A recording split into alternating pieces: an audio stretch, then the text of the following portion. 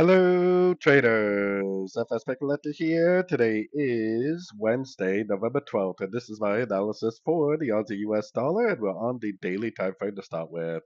So on the daily, like I've been saying the last couple of days, we don't really know for sure whether this move up is just a pullback to this last wave down, or whether this is actually just going to keep on making higher highs, higher lows on sort of time frames and go up for either a wave C or possibly even a wave 3.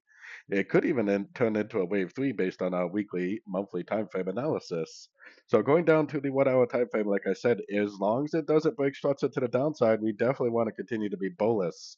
If we bounce from one of these fib levels and break structure, which right now I think the market is tuned to about the 2 hour time frame, and if it breaks below this structure right here, I'm going to be more than happy to start looking for shorts again.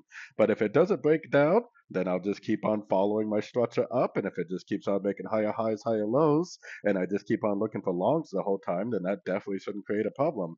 On the other hand, if it goes to a fib level, makes like one of those double tops and then breaks structure significantly, I will just simply stop looking for longs and start looking for shorts again. And at that point, I will know that this is just an ABC pullback within the daily time frame downtrend. So anyways, don't forget to check out my website, linked over here in the corner. And as always, thank you for watching and happy trading.